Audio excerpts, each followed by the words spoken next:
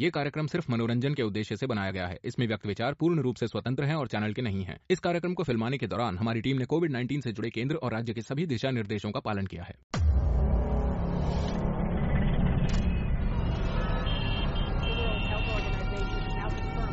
1 अरब से ज्यादा लोगों का देश जकड़ा गया है एक वैश्विक महामारी में।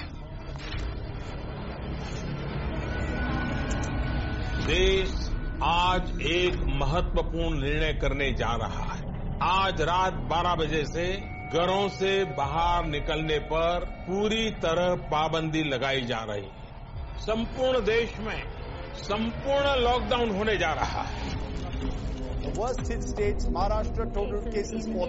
एक वायरस ने दुनिया के सबसे बड़े लोकतंत्र को अनिश्चित काल के लिए मौन कर दिया। ये खतरनाक वायरस है जो खुद खत्म होने से पहले अपने टारगेट को मार देता है। एक ऐसा वायरस जिसने दुनिया की 5वीं सबसे बड़ी अर्थव्यवस्था को निष्क्रिय कर दिया। हमें नहीं मालूम इस महामारी का पीक पीरियड भारत में कब आएगा और वो कैसा होगा, लेकिन याद रहे भारत की जनसंख्या 137 करोड़ है। हमारा सामना एक ऐसी बीमारी से है जिसका ना कोई इलाज और ना ही कोई उपचार है। मरीजों से भरे अस्पताल, ऐसे में जिम्मेदारी संभाली भारत के फ्रंटलाइन वर्कर्स ने। देखिए इस महामारी के खिलाफ छिड़ी जंग में हमारे योद्धा किस तरह कमान संभाले हुए हैं। हम सिर्फ इस कर्व को फ्लैटन ही नहीं करना चाहते बल्कि रोगियों की संख्या भी घटाना चाहते हैं। किसी संभावित इलाज के लिए सारी दुनिया की नजरें गड़ी हैं भारतीय वैज्ञानिकों पर। इंडिया की फार्मास्यूटिकल इंडस्ट्री न सिर्फ अपने लिए बल्कि पूरी दुनिया के लिए वैक्सीन बनाएगी। भारत एक ही लक्ष्य लेकर इस महामारी से जूझ रहा है, वो है जीवन बचाना।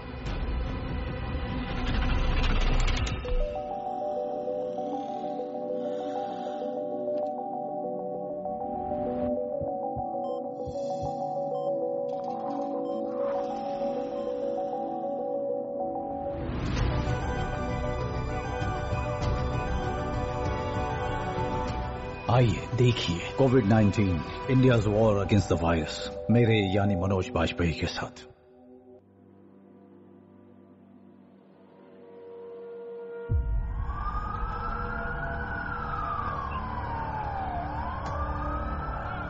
वुहान, मध्य चीन का सबसे ज्यादा आबादी वाला शहर। यहां रहते हैं 1 करोड़ 10 लाख से भी ज्यादा लोग। वुहान चीन के विकास का अहम हिस्सा है। इस शहर की रफ्तार कभी थमती नहीं है, लेकिन अब सब बदलने वाला है। In the Chinese city of Wuhan, health authorities are still working to identify the virus and pneumonia outbreak. शहर के अस्पताल निमोनिया के रोगियों से भरते जा रहे हैं। एक रहस्यमय वायरस शरीर पर हमला कर रहा है, जिससे सांस लेने की प्रणाली को नुकसान पहुंच रहा है। लोग दम तोड़ रहे हैं।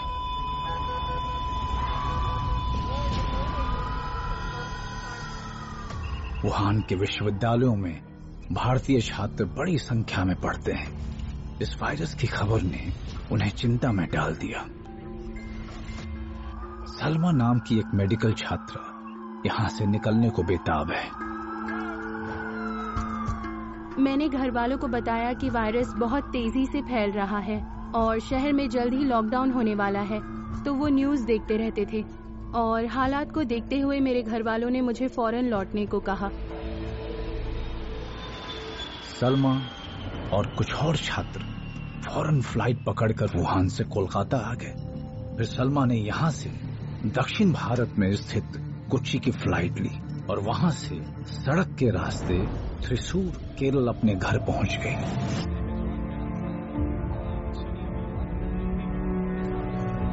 सलमा समय रहते वुहान से निकल गई।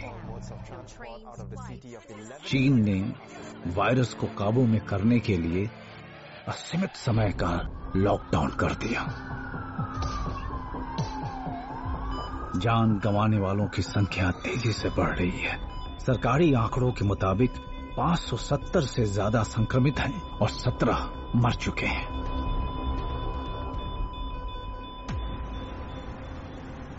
भारत अपने नागरिकों को इस वायरस के केंद्र वुहान से एयरलिफ्ट करके निकालने का कार्य शुरू करता है। भारतीय नागरिकों को वापस लाने के लिए चीन से 2 विमानों को लाने का एक फॉर्मल रिक्वेस्ट भेजा गया है। भारत तिब्बत सीमा पुलिस के पास वुहान से लाए गए भारतीयों को क्वारंटीन सुविधाएं मुहैया कराने का ज्यादा समय नहीं है। देश के सामने बड़ी चुनौती थी। देश की क्षमता और योग्यता का इम्तिहान हो रहा था।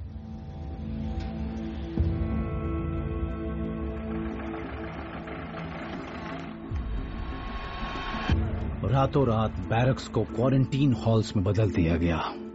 ऐसे इंतजाम किए गए कि ये वायरस यहीं तक सिमटा रहे और पूरे देश में न फैले। हमने बड़ी संख्या में अधिकारी तैनात किए। हमने बहुत से मेडिकल ऑफिसर्स की मदद ली। बात सिर्फ उपकरणों की ही नहीं थी, बल्कि सारी सुविधाओं का इंतजाम भी बहुत ही थोड़े समय में किया गया, क्योंकि हम सभी के लिए इसकी फौरन जरूरत थी।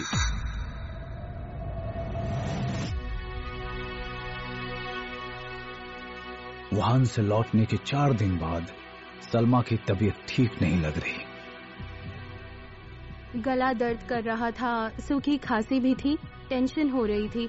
आफ्टर ऑल मैं वुहान से लौटी थी। मुझे अपनी फैमिली और मेरे साथ लौटे लोगों की भी चिंता होने लगी। मैंने अपने इलाके के हेल्थ इंस्पेक्टर को इस बारे में बताया। त्रिशूर डिस्ट्रिक्ट हॉस्पिटल के डॉक्टर ने मुझे फोन किया। उन्होंने मेरे घर पर एम्बुलेंस भेजी और फिर हम लोग हॉस्पिटल गए। अस्पताल जल्दी हरकत में आता है। सलमा के खून के नमूनों और मुंह से लिए गए स्वैब को तुरंत नेशनल इंस्टीट्यूट ऑफ वायरोलॉजी भेजा गया, जो केरल से करीब 1200 किलोमीटर दूर पुणे में है। ये सैंपल हमारे पास 29 जनवरी की सुबह पहुंचे। हमने रियल टाइम पीसीआर सेट किया। तब तक हमें सार्स कोरोना वायरस 2 के स्पेसिफिक प्राइमर्स मिल चुके थे। हमने टेस्टिंग शुरू की, बहुत सावधानी बरतते हुए और क्वालिटी कंट्रोल का ध्यान रखते हुए एक ही टेस्ट को 2 लैब्स में करवाया। इन्हें सैंपल्स के बारे में कोई जानकारी नहीं दी गई थी। वायरस अब सीमाएं पार करने लगा है। चीन में 100 से ज्यादा लोग मर चुके हैं और 4,500 से ज्यादा संक्रमित हैं। जापान, कोरिया, ऑस्ट्रेलिया, इटली और अमेरिका समेत 14 देशों में संक्रमण के मामले दर्ज हुए हैं।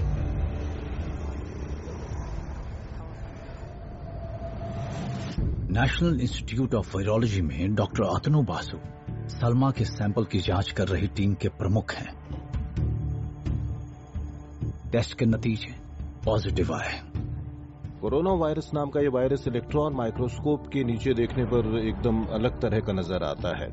इस गोल वायरस का आकार 70 से 100 नैनोमीटर होता है। इसका बाहरी हिस्सा बिल्कुल अलग तरह का होता है और इसे आउटर लेयर या कोरोना कहते हैं। ये काफी कुछ सूर्य के कोरोना जैसा होता है। इस वायरस का जीनोम आरएनए फैमिली के तमाम दूसरे वायरसेस से एकदम अलग होता है। हमने इस वायरस की गहराई से जांच की तो पता चला कि ये वुहान वाले वायरस से 99.98% मेल खा रहा था। और मैंने ईसीडी के चीफ को फोन करके बताया कि नेशनल इंस्टीट्यूट ऑफ वायरोलॉजी में सार्स CoV-2 का पहला मामला हमारे पास आ चुका है। कुछ ही दिनों में केरल में 2 और छात्रों के टेस्ट पॉजिटिव निकलते हैं। ये जानलेवा वायरस भारत की सरहदों में दाखिल हो चुका है। इंडिया में इस वायरस की अभी शुरुआत ही हुई है, लेकिन यहाँ कुछ बहुत जरूरी काम किए जा चुके हैं।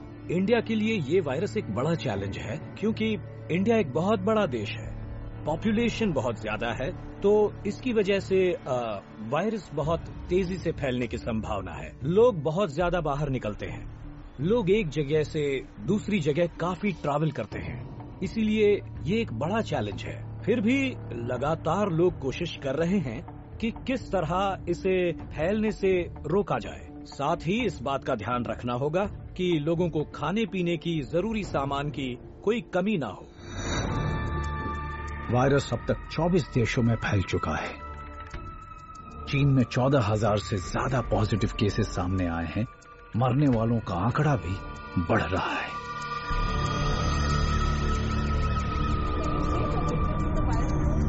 मुझे लगता है कि ये एक रोग वायरस है और इसमें कुछ ऐसे स्मार्ट प्रोटीन हैं जिनके कारण बॉडी ओवर रिएक्ट करती है। बॉडी की डिफेंस सिस्टम इसे क्लियर कर देती है, लेकिन इस प्रोसेस के दौरान बॉडी हार मानने लगती है और उसकी सारी एनर्जी खत्म हो जाती है। इसलिए ये एक खतरनाक वायरस है जो खुद खत्म होने से पहले अपने टारगेट को मार देता है। ये म्यूटेट करता है और ये शरीर की रक्षा प्रणाली को चुनौती भी देता है और उसकी वजह से ये एक अलग तरह का वायरस है। ये सारी चीजें इस वायरस को बहुत स्मार्ट और खास बना देती हैं और इसीलिए इसे हराना इतना मुश्किल है। इस वायरस की जांच से पता चला कि ये SARS-CoV-2 है और इस बीमारी को नाम दिया गया है कोविड-19। सार्स या मर्स वायरस जो है वो चेस्ट के निचले हिस्से पर हमला करने वाले वायरस हैं, लेकिन इनके उलट कोविड-19 या SARS-2 वायरस गले में या नेजल म्यूकोजा में अपनी संख्या बढ़ाता है। फिर ये वायरस आपके गले और नाक से होता हुआ फेफड़ों में जाता है। ये फेफड़ों के सेल्स में पहुंच जाता है। इससे निमोनिया होता है और इस स्टेज में पेशेंट को सांस लेने में दिक्कत हो सकती है, हॉस्पिटल जाना पड़ सकता है और ऑक्सीजन के अलावा वेंटिलेटर तक की जरूरत पड़ सकती है। कोविड-19 को रोकने का न तो कोई इलाज है न ही वैक्सीन। इससे बचने का एक ही ज्ञात तरीका है, बार बार हाथ धोना और मास्क पहनना। बीमारी को फैलने से रोकने के लिए जरूरी है बड़ी संख्या में लोगों की जांच होना और संक्रमित लोगों को सबसे अलग रखना। वायरस 76 देशों में फैल चुका है। चीन में इसके 80,000 से ज्यादा मामले हैं और कोरिया में 5,000 से ज्यादा। वायरस ने इटली और ईरान में आतंक मचा रखा है। भारत में 6 पॉजिटिव मामले सामने आए हैं और ये सभी लोग विदेश यात्रा से लौटे हैं।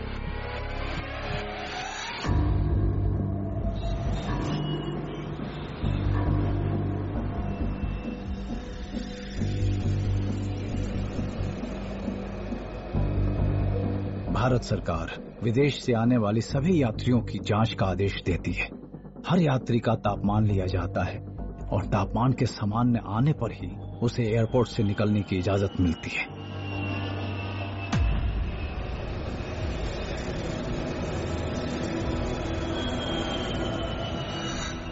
रीता मल्होत्रा दुबई से अपने देश लौट रही हैं।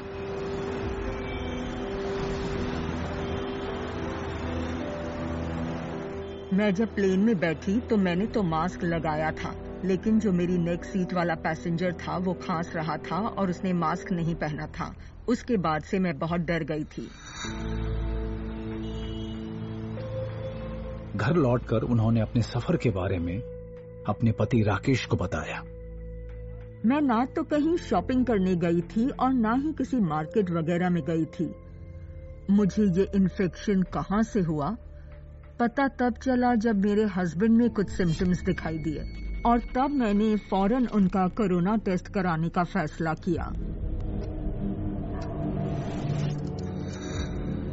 27 की रात को जब नतीजे आए तो पता चला कि मैं कोविड पॉजिटिव हूं। एक पल को तो यूं लगा कि अब मैं बचूंगा नहीं। मेरी उम्र 70 साल है और इतनी उम्र वाले ज्यादातर लोग इस बीमारी से बच नहीं पाते, तो मैं बिना सोचे समझे बस जल्द से जल्द हॉस्पिटल पहुंचना चाहता था। मार्च की शुरुआत है और भारत के अस्पताल अब भी भारी तादाद में आने वाले मरीजों के लिए तैयार नहीं है। इतना ही नहीं, कई बड़े अस्पताल भी कोविड-19 के इलाज के लिए फिलहाल सक्षम नहीं है। हम हॉस्पिटल के लिए निकले, पर तब क्योंकि कोरोना के केसेस बहुत ही कम थे, कोई हॉस्पिटल उन्हें एडमिट करने के लिए तैयार नहीं था, तो हम एक से दूसरे हॉस्पिटल जाते रहे।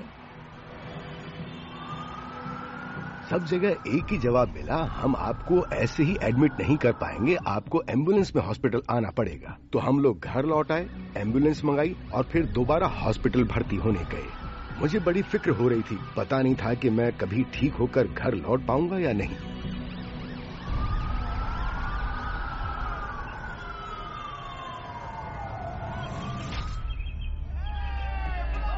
आगे क्या होने वाला है, इससे बेखबर भारत में जश्न का माहौल है। यहां जोरों शोरों से होली मनाई जा रही है। रंगों और भीड़ भाड़ वाले इस त्योहार में सोशल डिस्टेंसिंग से लोग अनजान हैं। वायरस पूरी दुनिया में आतंक मचा रहा है। 114 देश इससे प्रभावित हो चुके हैं। 1,18,000 से ज्यादा संक्रमित हो चुके हैं और 4,000 से ज्यादा जाने जा चुकी हैं।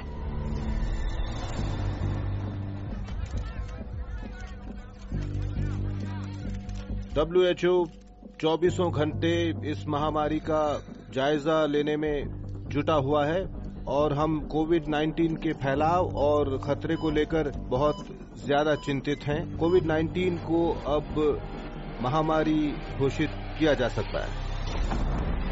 खुशी का मंजर मातम में तब बदल जाता है जब होली के अगले ही दिन भारत में कोविड-19 की वजह से पहला मरीज दम तोड़ देता है। 76 साल के मृतक हाल ही में सऊदी अरब से लौटे थे। 1 महीने में ही भारत के कोने कोने में पॉजिटिव केसेस दर्ज होने लगे, चाहे दक्षिण में केरल हो, पश्चिम में महाराष्ट्र या फिर उत्तर में दिल्ली और उत्तर प्रदेश। सभी जगहों से मरीजों की बढ़ती तादाद की खबरें आने लगी। प्रधानमंत्री की स्पेशल कोविड-19 टास्क फोर्स इस चुनौती की कमान संभालती है। हर हफ्ते टेली कॉन्फ्रेंसेस होने लगती हैं ताकि संकट को काबू किया जा सके। प्रधानमंत्री ने मंत्रियों की एक टीम बनाई थी और मैं उस टीम को लीड कर रहा था। हम चाहते थे कि पूरा देश इस महामारी का सामना करने के लिए तैयार हो जाए, तो हमने स्वास्थ्य संबंधी तैयारियों के बारे में सभी राज्यों को बता दिया। टेस्ट संबंधी सुविधाएं मुहैया कराने और बीमारी का तेजी से पता लगाने के लिए जबरदस्त कोशिशें शुरू हो चुकी हैं। हमने जब टेस्टिंग शुरू की थी तो देश में इस काम के लिए सिर्फ एक ही लैब थी और वो थी पुणे की नेशनल इंस्टीट्यूट ऑफ वायरोलॉजी। लेकिन आज 500 से ज्यादा लैब्स टेस्टिंग का काम कर रही हैं।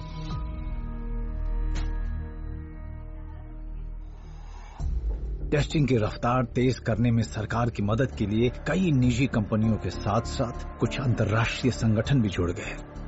गेट्स फाउंडेशन ने इंडियन गवर्नमेंट के साथ पिछले कुछ सालों में कई हेल्थ इश्यूज पर काम किया है, जैसे कि नई वैक्सीन बनाना। और जब कोविड जैसी महामारी आई तब हमने सोचा कि कहाँ काम करने की जरूरत है, जैसे इन्फेक्टेड लोगों के डिटेक्शन के लिए फंड्स इकट्ठा करना, उनके आइसोलेशन के लिए। हमने खास तौर पर यूपी और बिहार में काम किया है, जहां हमने पहले भी हेल्थ इश्यूज पर काफी काम किया है। हम डिपार्टमेंट ऑफ पर्सनल और ट्रेनिंग के साथ भी काम कर रहे हैं ताकि उनके शानदार ऑनलाइन ट्रेनिंग प्लेटफॉर्म का इस्तेमाल करके फ्रंटलाइन हेल्थ वर्कर्स को हम अच्छी तरह गाइड कर सकें। और मैंने देखा है कि इस प्लेटफॉर्म से लाखों लोगों ने इन कोर्सेज का फायदा उठाया है। भारत में कोविड-19 के मामले बढ़ रहे हैं। 151 से ज्यादा लोग पॉजिटिव हैं। 3 की जान जा चुकी है। सबसे ज्यादा खराब हालत केरल और महाराष्ट्र की है। ये संक्रामक वायरस खबरों में छा चुका है। एहतियात के तौर पर प्रधानमंत्री नरेंद्र मोदी एक दिन का जनता कर्फ्यू लगा देते हैं। 22 मार्च रविवार को सुबह 7 बजे से रात 9 बजे तक सभी देशवासियों को जनता कर्फ्यू का पालन करना है। कोई भी नागरिक घरों से बाहर न निकले, अपने घरों में ही रहे। वायरस को रोकने के लिए भारत अपनी सीमाएं सील कर देता है।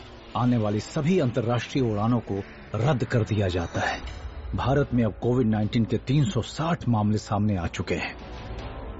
8 राज्यों को छोड़कर ये वायरस पूरे भारत में फैल चुका है। पश्चिम और दक्षिण के राज्य बुरी तरह से प्रभावित हुए हैं। प्रधानमंत्री देश में राष्ट्रीय स्वास्थ्य आपातकाल घोषित करते हुए देश भर में लॉकडाउन का आह्वान करते हैं। हिंदुस्तान को बचाने के लिए, हिंदुस्तान के हर नागरिक को बचाने के लिए, आपको बचाने के लिए, आपके परिवार को बचाने के लिए आज रात 12 बजे से घरों से बाहर निकलने पर पूरी तरह पाबंदी लगाई जा रही है। संपूर्ण देश में संपूर्ण लॉकडाउन होने जा रहा है।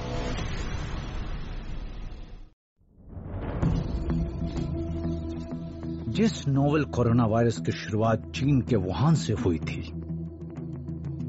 अब वो पूरी दुनिया में फैल चुका है। इससे करीब 195 देश संक्रमित हो चुके हैं। अलग अलग देश इस महामारी को रोकने के लिए अलग अलग रणनीतियां अपना रहे हैं। भारत ने लागू किया दुनिया का सबसे बड़ा लॉकडाउन। लॉकडाउन लागू करने की एक वजह थी ये देखना कि बीमारी को तेजी से फैलने से कैसे रोका जा सके। दूसरी वजह थी कर्व को फ्लैट करने की कोशिश। इनफैक्ट भारत को अपने हेल्थ सिस्टम्स को तैयार करने और हॉस्पिटल्स में बेड्स और देश में वेंटिलेटर्स की बढ़ती मांग को सुलझाने का इसने बहुत ही अच्छा मौका दिया। सिर्फ 4 घंटे की नोटिस पर दुनिया के दूसरे सबसे ज्यादा आबादी वाले देश में ट्रैफिक थम जाता है। 1 अरब से ज्यादा लोग अपने घरों में कैद हो जाते हैं। जिस देश में 135 करोड़ लोग हों, वहां उनसे इस तरह का लॉकडाउन करवा पाना एक कमाल की बात तो थी, साथ ही एक ऐतिहासिक और बड़ा फैसला भी था।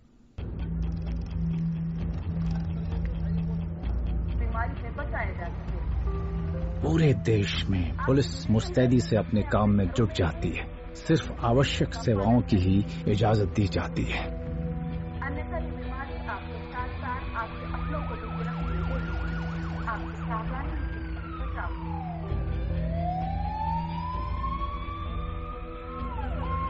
पुलिस सड़कों पर गश्त लगा रही है और संक्रमण का जोखिम उठाते हुए भी दिन रात जनता की सुरक्षा के लिए तत्पर है।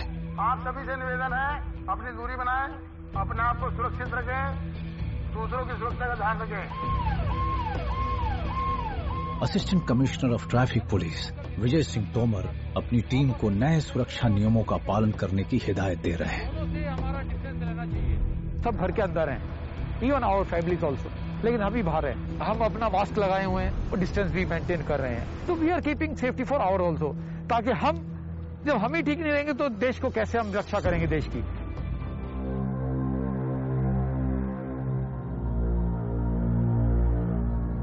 लॉकडाउन को एक ही दिन हुआ था कि पुलिस के सामने एक बड़ा संकट आ गया।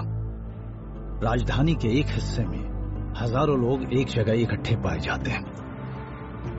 निजामुद्दीन मरकज में एक ही जगह से 3000 लोगों को निकाला गया और उसमें से बहुत बड़ी संख्या में 1000 से ज्यादा लोग पॉजिटिव पाए गए। तो ये 2 चैलेंज दिल्ली के सामने बहुत बड़े आए। इस्लामी मिशनरी संगठन तबलीगी जमात ने एक सम्मेलन किया था जहां देश विदेश से लोग बड़ी संख्या में हिस्सा लेने आए। मीडिया के एक वर्ग ने जिस तरह से तबलीगी जमात का मुद्दा दिखाया, उससे वो सांप्रदायिकता की ओर चला गया, जो कि नहीं होना चाहिए था। हमें इन लोगों के बारे में कुछ जानकारी थी और जमात के कुछ लोग तो विदेशों से भी आए थे। ये लोग एक सीमित और बंद जगह में इकट्ठे हुए थे, तो ऐसे में तो संक्रमण फैलना तय ही था, इसलिए इसे लेकर डर भी मौजूद था। तो इस बारे में बात करना गलत नहीं होगा, लेकिन क्या ये सब इनकी वजह से हुआ? नहीं, कुछ दूसरे धार्मिक आयोजन भी थे जो उस समय हो रहे थे। यहाँ तक कि ऐसी शादियाँ भी हुई हैं जिनमें पूरे देश भर के राजनीतिज्ञों ने हिस्सा लिया है। मुझे लगता है कि तबलीगी जमात के इस मुद्दे को कुछ ज्यादा ही तूल दे दी गई है। इस सम्मेलन में आए हर शख्स का जल्द से जल्द टेस्ट किया जाना जरूरी है। मैंने तुरंत अपने हॉस्पिटल स्टाफ्स, नोडल ऑफिसर और दूसरे कंसल्टेंट्स के साथ इंतजाम करना शुरू कर दिया। मुझे बहुत ही अजीब किस्म का एहसास हो रहा था कि आखिर ये कैसे हो गया, ऐसा क्यों हुआ? क्या उन लोगों को मालूम नहीं था कि हमारे सामने पहले से ही बहुत सी मुश्किलें हैं? तबलीगी जमात के सैकड़ों सदस्य पहले ही अपने अपने राज्यों की तरफ रवाना हो चुके हैं, जिससे चिंता बढ़ गई है। हो सकता है उनमें से कई इस वायरस से संक्रमित हो। हमने देखा कि कुछ ही दिनों में ये इन्फेक्शन देश के हर राज्य तक, हर हिस्से तक पहुंचने लगा, वहां अपना असर दिखाने लगा। पूरे देश में पॉजिटिव केसेस तेजी से बढ़ते जा रहे हैं। अर्पिता प्रियदर्शनी, एक एरोनॉटिकल इंजीनियर, मदद के लिए आगे आती हैं। उनकी कंपनी रक्षा, कृषि और माइनिंग के क्षेत्रों के लिए उच्च स्तर के ड्रोन्स बनाती है। अब वो म्युनिसिपैलिटी के साथ काम कर रही हैं ताकि ड्रोन्स में बदलाव लाकर घने और ज्यादा जोखिम वाले इलाके को सैनिटाइज किया जा सके। इस एरिया में कुछ केसेस मिले हैं कोविड-19 के, तो यहाँ पे हम स्प्रेइंग करने आए हैं ड्रोन से। कि हम एक दिन भी नहीं रुके हैं अभी तक। अभी जितने हमारे पास कुछ ना कुछ हॉटस्पॉट रोज मिल ही रहे हैं, आप देख रहे हो उसको, तो जितने मिलते जाते हैं वहाँ पे जा जाके हम डिसइंफेक्ट करते रहते हैं और ये रोज का चल रहा है, ये डेली प्लानिंग होती है।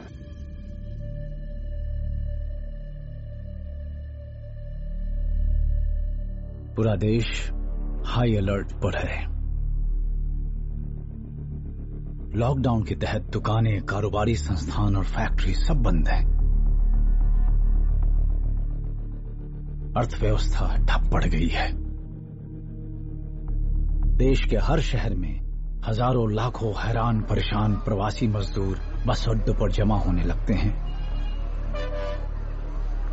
अचानक हुए लॉकडाउन से उनकी नौकरी और छत दोनों ही छिन गए हैं और उनके पास अपने घर लौटने का कोई जरिया भी नहीं। बड़ी संख्या में लोगों के इस प्रवास ने हमें सदके में डाल दिया। किसी के बच्चे उसके कंधे पर थे तो कुछ लोग अपने बैग पर ही बच्चों को खींच रहे थे। ये लोग नंगे पैर 1000 किलोमीटर चलने को तैयार थे, वो भी खाली पेट और बिना पानी के। इससे शायद हालात ज्यादा बिगड़े, शायद सरकार को इस बात का अंदाजा नहीं था।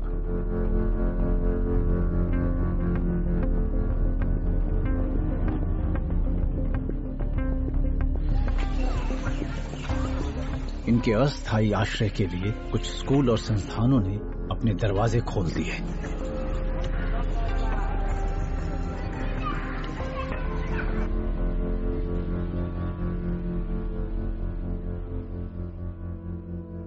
एक फैक्ट्री में काम करने वाले दिलीप तारम हाल ही में दिल्ली आए थे, लेकिन लॉकडाउन के कारण उनकी जिंदगी अस्त व्यस्त हो गई। जैसे कि मेरे को पता चला, अपना सामान इकट्ठा कर लिया, कंधे पर रख दिया और निकल गया। फिर आते समय यहाँ बस अड्डे पे पहुंच गया। बस का फिर देखा कि बस चलेगी या नहीं, ट्रेन चलेगी या नहीं, तो सभी कोई बोलते थे कि ट्रेन नहीं चलने वाली है। तो फिर मैं एक पुलिस वाले से पूछा, तो मैं बोला यार रहने की कुछ जगह होंगे तो बता दो। तो फिर उसने ये रैन बसेरे की जगह दिया। अभी तो डेली फोन आ ही रहे हैं कि घर आ जाओ करके, लेकिन जाने की सुविधा ही नहीं है। दिलीप अस्थायी कैंपस में फंसे असंख्य प्रवासियों में से एक हैं जो घर लौटने का इंतजार कर रहे हैं। मेरा छोटा सा बच्चा है। मेरे को परेशानी यही हुई कि मैं अभी आगे अपने बच्चों को देख पाऊंगा नहीं, अपनी फैमिली के पास जाऊं पाऊंगा या नहीं, ये मेरे को घबराहट हो गई। और मैं लेकिन यही है कि अपनी फैमिली की डेली याद आती है। लॉकडाउन खुलने से पहले तो यही है कि सब अपनी फैमिली के पास जाना चाहेगा। लॉकडाउन ने सिर्फ भारत की अर्थव्यवस्था को ही बुरी तरह प्रभावित नहीं किया, बल्कि प्रवासियों के आत्मविश्वास को भी तोड़ दिया है। हमने कुछ लोगों का इंटरव्यू किया तो उनमें से कुछ लोगों का ये कहना था कि वो अब लौटकर कभी भी बड़े शहरों में नहीं आएंगे। सरकार का कहना है कि अर्थव्यवस्था को फिर से बहाल करने के लिए इस युद्ध में जीतना ही होगा, और ऐसा तभी मुमकिन होगा जब प्रवासी कामगार लौट आएं। अगर ये प्रवासी कामगार वापस काम पर नहीं लौटते हैं तो बड़ी समस्या पैदा हो जाएगी, क्योंकि तब अर्थव्यवस्था में फिर से जान नहीं फूंकी जा सकती। ये लोग वो सैनिक हैं जो अर्थव्यवस्था को फिर से खड़ा कर सकते हैं। मुंबई, भारत की आर्थिक राजधानी। शहर के अधिकारी परेशान हैं। एशिया की सबसे बड़ी झुग्गी बस्ती धारावी से पहला पॉजिटिव केस मिला है और सबके मन में एक ही डर घर करने लगता है कि कहीं ये एक हॉटस्पॉट न बन जाए। धारावी मुश्किल से 2.5 वर्ग किलोमीटर इलाके में मौजूद होगा, लेकिन इतने से छोटे इलाके में करीब 8.5 लाख लोग रहते हैं। अगर आप यहाँ बने घरों को देखें तो उनका साइज मुश्किल से 10 बाय 15 फीट होगा। ये एक घनी आबादी वाली झुग्गी बस्ती है और इस इलाके में सोशल डिस्टेंसिंग का पालन करना तो एक बहुत ही मुश्किल काम है।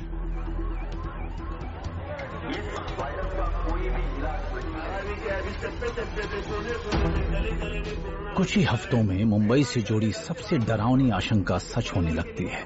घनी आबादी वाली इस बस्ती में संक्रमण तेजी से फैल रहा है। इस कंटेनमेंट जोन में 100 से भी ज्यादा पुलिस वाले तैनात किए गए हैं। एक खास क्वारंटीन सुविधा शुरू तो की गई है, लेकिन मरीजों की संख्या बहुत ज्यादा है। तो आइसोलेट करने के लिए अगर हम 15 लाख का जो स्लम है धारावी, वहां के लोगों को अगर उठा के बाहर रखना है तो कितने रख सकते हैं? फिर भी हमने 22,000 आज की तारीख में 22,000 इंस्टीट्यूशनल क्वारंटाइन किया है। शहर बदतर हालात के लिए तैयार हो रहा है।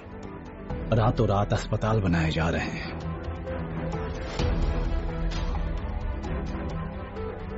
देश के सभी राज्य वायरस से जूझ रहे हैं। लॉकडाउन के दौरान प्रधानमंत्री लोगों को संबोधित करके याद दिला रहे हैं कि वो अकेले नहीं हैं। 5 अप्रैल को रविवार को रात 9 बजे यदि घर की सभी लाइटें बंद करेंगे, चारों तरफ जब हर व्यक्ति एक एक दिया जलाएगा, तब प्रकाश की उस महाशक्ति का एहसास होगा जिसमें एक ही मकसद से हम सब लड़ रहे हैं, ये उजागर होगा। 3 हफ्तों का लॉकडाउन अब खत्म होने को है, लेकिन वायरस अब भी सक्रिय है। भारत में कोरोना वायरस से 6,000 से भी ज्यादा लोग संक्रमित हो चुके हैं और 200 जानें जा चुकी हैं। विचार विमर्श के बाद सरकार एहतियात बरतते हुए लॉकडाउन की अवधि बढ़ा देती है। दुनिया का सबसे बड़ा लोकतंत्र अब और 19 दिन के लॉकडाउन का सामना करेगा।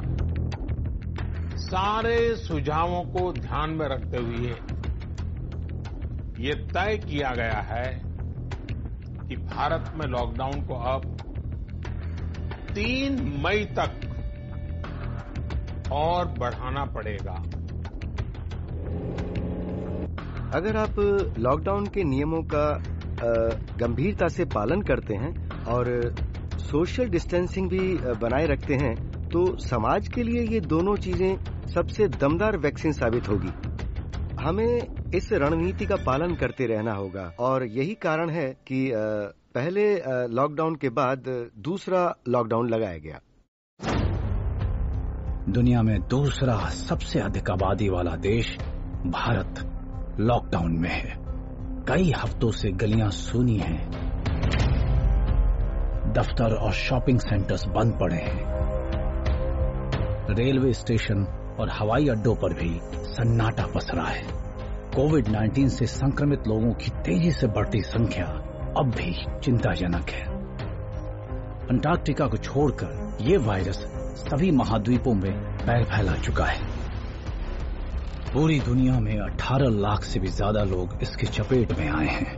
मृतकों का आंकड़ा बढ़ रहा है।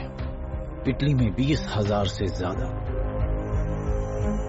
स्पेन में 17,000 से ज्यादा और भारत में 300 से अधिक लोग दम तोड़ चुके हैं। कोरोना का इलाज कर रहे चिकित्सा कर्मियों के लिए ये सबसे बड़ा जोखिम है। डॉक्टर शत्रुघ्न पंजवानी कोविड-19 से अपनी जान गंवाने वाले पहले डॉक्टर हैं।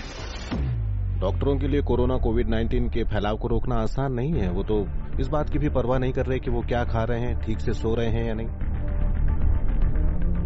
मुझे लगता है देश में ज्यादा चिंताजनक स्थिति वहां है जहां डॉक्टर्स ने ये शिकायत की है कि उनके पास अच्छी क्वालिटी की पीपीई किट्स नहीं है, उन्हें सही N95 मास्क नहीं मिल रहे हैं। बेशक हम उनके प्रति आभार प्रकट कर रहे हैं, लेकिन इस वायरस की बजाय लापरवाही और अनदेखी की वजह से ज्यादा डॉक्टर्स अपनी जान गंवा रहे हैं। अस्पताल अपने कोविड-19 वार्ड्स में सुरक्षा संबंधी नियमों का पालन बड़ी सख्ती से कर रहे हैं।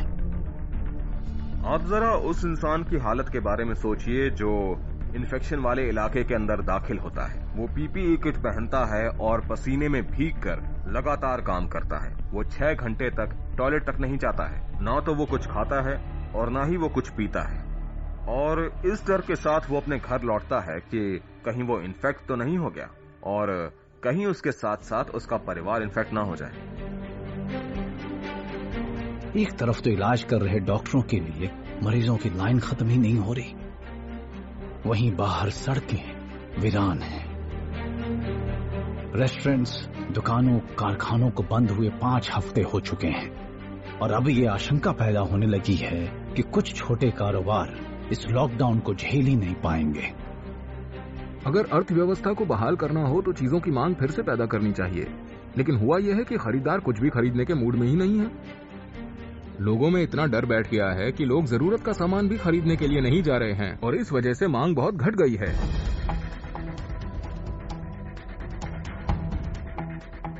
सरकार फिर तीसरे लॉकडाउन का ऐलान करती है, इस बार 14 दिन के लिए। इसके दौरान कई राज्यों में कारोबारों को आंशिक रूप से खोला जाएगा ताकि अर्थव्यवस्था को धीरे धीरे फिर पटरी पर लाया जा सके। जो हजारों प्रवासी मजदूर शहरों में फंस गए हैं, इस सीमित रियायत से उनके लिए काम के मौके पैदा नहीं होते। हताशा में ये लोग तपती धूप को झेलते हुए हाईवे पे निकल पड़ते हैं और फिर शुरू होता है आजादी के बाद भारत का सबसे बड़ा मानव प्रवास। शायद सरकार को इस दौरान कुछ दिक्कतें आ रही थी और हम उसको पूरी तरह दोषी नहीं ठहरा सकते हैं अगर वो जिंदगी और रोजी रोटी के बीच संतुलन नहीं बना पाई।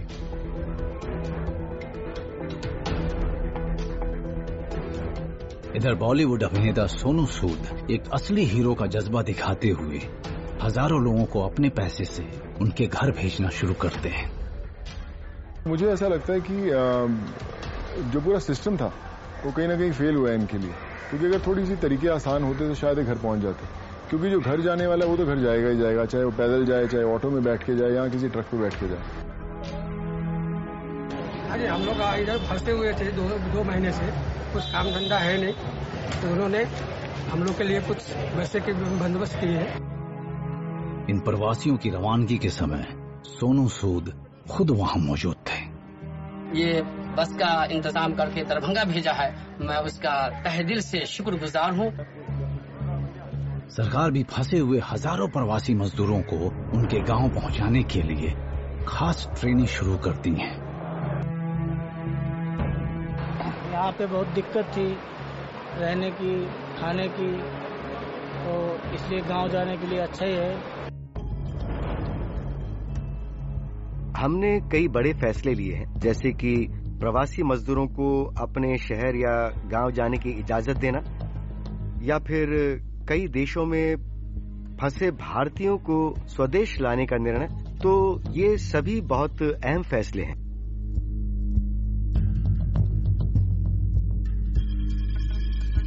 सरकार दुनिया का सबसे बड़ा स्वदेश वापसी कार्यक्रम शुरू करती है। वंदे भारत मिशन में 40 से भी ज्यादा देशों में विमान भेजकर वहां फंसे लगभग 2 लाख भारतीयों को वापस लाया जाएगा।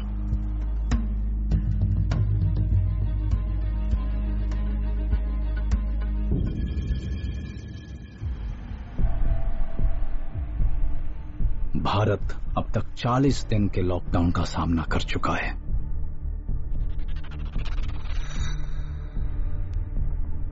और अब 14 दिनों का आंशिक लॉकडाउन चल रहा है।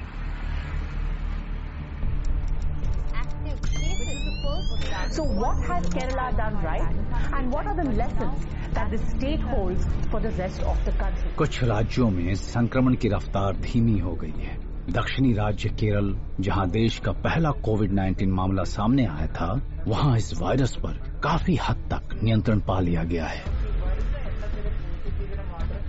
ट्रेसिंग, टेस्टिंग, क्वारंटाइनिंग, आइसोलेटिंग और एक बेहतरीन इलाज।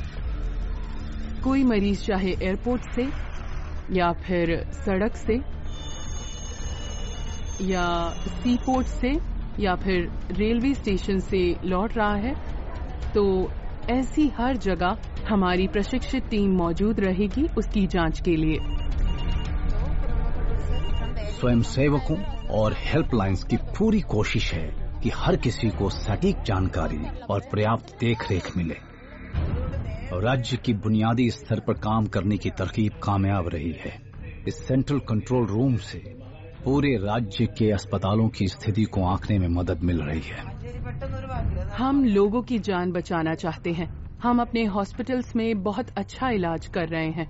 अगर किसी को वेंटिलेटर चाहिए तो हम वो दे रहे हैं।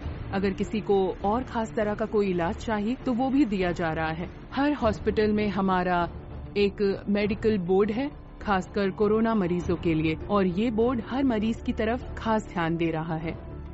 केरल को कामयाबी मिल रही है अतीत के एक संकट से मिली सीख से। हमने नीपा से प्रभावित सभी लोगों के बारे में पता लगाना शुरू किया और तब तक एक बहुत अच्छा कॉन्टैक्ट ट्रेसिंग मैकेनिज्म डिजाइन किया गया था। कोविड के मामले में केरल ने एक मिसाल कायम की। उसकी प्राथमिकता थी लोगों की तकलीफ को समझना और फौरन हरकत में आना। अब बाकी राज्यों को भी ये सबक को सीखना है। भारत कोरोना वायरस से टक्कर लेने के लिए लॉकडाउन की रणनीति आजमा रहा है। देश लगातार 3 लॉकडाउन झेल चुका है, कुल मिलाकर 54 दिन, और कोविड-19 के मामले अब भी बढ़ रहे हैं। 70,000 लोग संक्रमित हो चुके हैं। सरकार अर्थव्यवस्था को फिर से पटरी पर लाने के लिए लॉकडाउन में ढील दे रही है।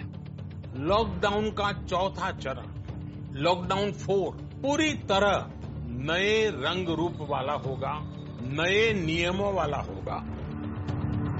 देश की ठहरी हुई अर्थव्यवस्था को दोबारा सक्रिय करने के लिए सरकार ने आर्थिक पैकेज की घोषणा की। ये पैकेज भारत की जीडीपी का करीब 10% है। इन सबके जरिए देश के विभिन्न वर्गों को, आर्थिक व्यवस्था की कड़ियों को 20 लाख करोड़ रुपए का संबल मिलेगा, सपोर्ट मिलेगा। भारत में अब 1 लाख से ज्यादा संक्रमित मरीज हैं। भारत चोटी के उन 12 देशों में शामिल हो चुका है जहां पॉजिटिव केसेस की संख्या सबसे ज्यादा है। मुझे चिंता सिर्फ इस बात की थी कि हमारे देश के हेल्थ सिस्टम को अचानक बढ़ने वाली मरीजों की तादाद संभालने के लिए तैयार होना चाहिए। मुझे भारत द्वारा उठाए गए कदमों के बारे में बताया गया। यहाँ तो रेलवे कोचेस को भी क्लिनिक बना दिया गया था। होटल और स्टेडियम अस्पताल की भूमिका निभाने वाले थे। सोचा जा रहा था कि हॉस्पिटल में बेड्स कैसे बढ़ाए जाएं, क्योंकि भारत को ये मालूम था कि मरीजों की संख्या बढ़ेगी जरूर। सरकार कोविड-19 से जंग जीतने के लिए अब पूरे देश में लॉकडाउन की बजाय स्थानीय स्तर पर कंटेनमेंट जोन बना रही है। हम देश में इस रोग से जुड़ी रणनीति को लेकर एकदम स्पष्ट हैं। हमारे यहाँ ग्रीन, ऑरेंज और रेड जोन है, लेकिन अब हम इसमें बदलाव करके कंटेनमेंट जोन लाने वाले हैं। तो हमारा लक्ष्य इस ग्राफ को सिर्फ फ्लैटन करना ही नहीं, बल्कि इसे रिवर्स करना है। एक लेडी को कोरोना पॉजिटिव मिला है, तो हम सबको बैरिकेडिंग करनी है चारों तरफ। केवल एसेंशियल सर्विसेज वाले ही अंदर जाएंगे। वहाँ की एंट्री बड़ी रेस्ट्रिक्टेड होगी। कंटेनमेंट जोन के लिए तमाम स्टाफ इमीडिएटली पहुंचे।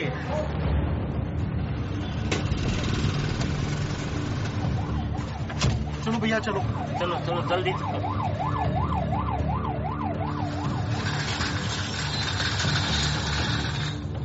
इस एरिया को कंटेनमेंट जोन बनाया गया है सो दैट बाकी जगह कंटेन रहे, डिजीज कोविड-19 कोरोना फैले ना। किसी को भी बाहर के व्यक्ति को इस कंटेनमेंट जोन में आने की मनाही है। पोस्टर्स लगा दी गए हैं, इन्फॉर्मेशन डिस्प्ले की जा रही है। साथ साथ में जो भी लोग आ रहे हैं उनको बताया जा रहा है। मेरे साथी सैनिटाइजेशन कराए, अभी ये प्रोग्रेस करा रहे हैं। सैनिटाइजेशन चल रहा है।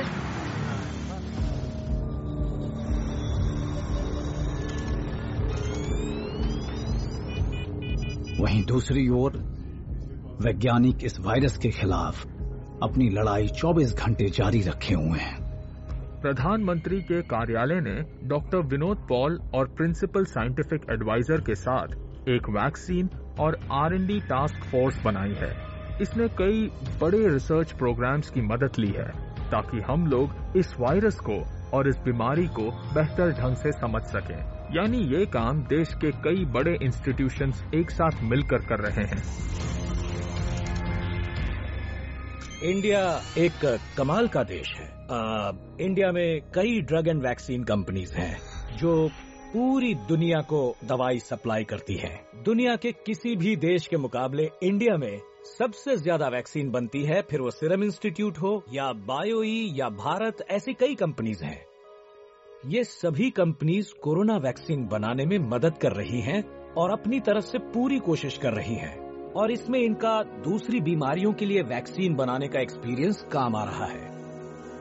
हमारी फाउंडेशन सरकार के department of biotechnology, Indian council of medical research और office of the principal scientific adviser के साथ मिलकर काम कर रहे हैं ताकि इस दिशा में कुछ ठोस कदम उठाए जा सके।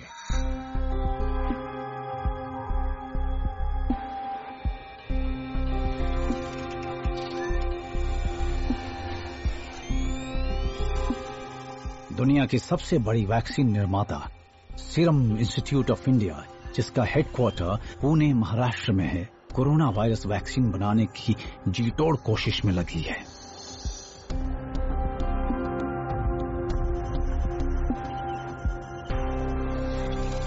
ये वैक्सीन थोड़ी अलग किस्म की है क्योंकि पास्ट में हम कई साल से जो वैक्सीन बनाते रहे हैं उन्हें बनने में करीब 5 से 6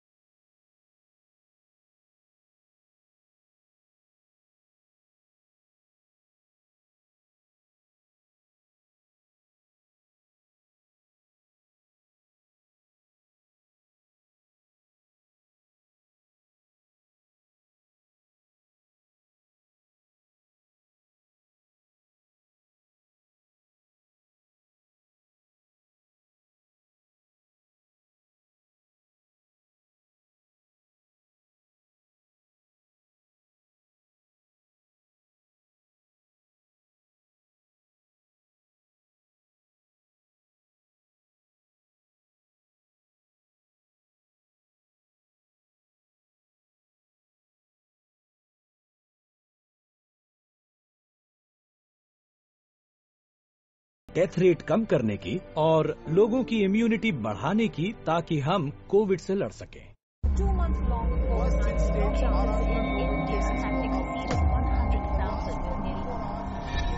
The rate of new infections is Bharat साल की शुरुआत से ही कोरोना वायरस से जूझ रहा है। पूरा देश 40 दिन का सख्त लॉकडाउन और करीब 1 महीने आंशिक लॉकडाउन देख चुका है। अनलॉक 1 में बेशक कारोबार धीरे धीरे खुलने लगे, लेकिन मुश्किल यह है कि अभी मांग में फौरन कोई इजाफा नहीं होने वाला। लोग इस समय इन्वेस्ट करने के मूड में ही नहीं है और जब तक मांग बढ़ेगी नहीं तब तक शायद वो इन्वेस्ट करेंगे भी नहीं। बिजनेस चलते रहें ये सुनिश्चित करने के लिए हमें खास तरह की नीतियां बनानी होंगी। इसलिए इकोनॉमी को अनलॉक करना बहुत जरूरी है। दुनिया भर में इससे संक्रमित लोगों की तादाद करीब 62 लाख पार कर चुकी है। भारत में ये संख्या 2 लाख के करीब है और 5,300 से ज्यादा लोग अपनी जान गंवा चुके हैं। लेकिन साथ ही 91,000 से ज्यादा भारतीय ठीक भी हो चुके हैं। इन आंकड़ों के हिसाब से 48.19% लोग इस बीमारी को हरा चुके हैं। हमें ध्यान रखना चाहिए कि इस वायरस के सिलसिले में लापरवाह ना हो जाएं। जैसे ही हम लापरवाह होंगे इसकी दूसरी लहर आएगी और तब ज्यादा बर्बादियां होंगी। तो तैयार रहते हुए विकल्पों को ढूंढते रहें।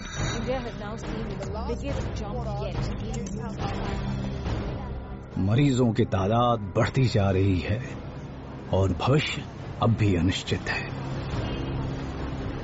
हमें नहीं मालूम कि इस महामारी का पीक पीरियड भारत में कब आएगा और वो कैसा होगा, लेकिन याद रहे भारत की जनसंख्या 137 करोड़ है। तो सोचिए इस देश का क्या हाल होगा। हमें तो इसकी एक्सट्रीम कंडीशंस का अंदाजा भी नहीं है और ना ही हमें ये मालूम है कि ये कर्व आखिर कब फ्लैट होगा, और कर्व तब ही फ्लैट हो सकता है जब वो अपने चरम पर पहुंच जाए।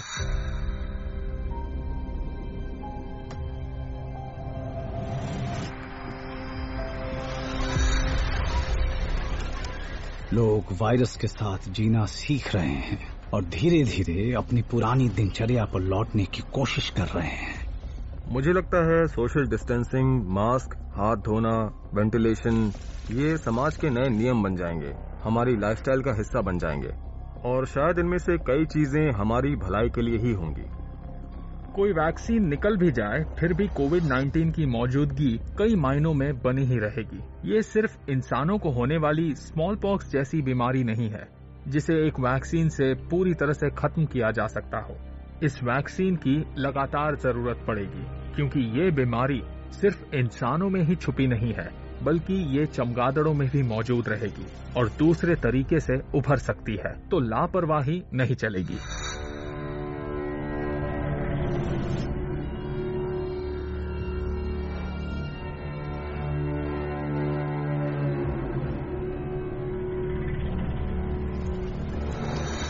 भारत के सामने कई चुनौतियां हैं, आबादी, गरीबी और साक्षरता। इनके बावजूद देश इस वायरस का सामना बड़े ही धैर्य, एकता और पूरे विश्वास के साथ कर रहा है।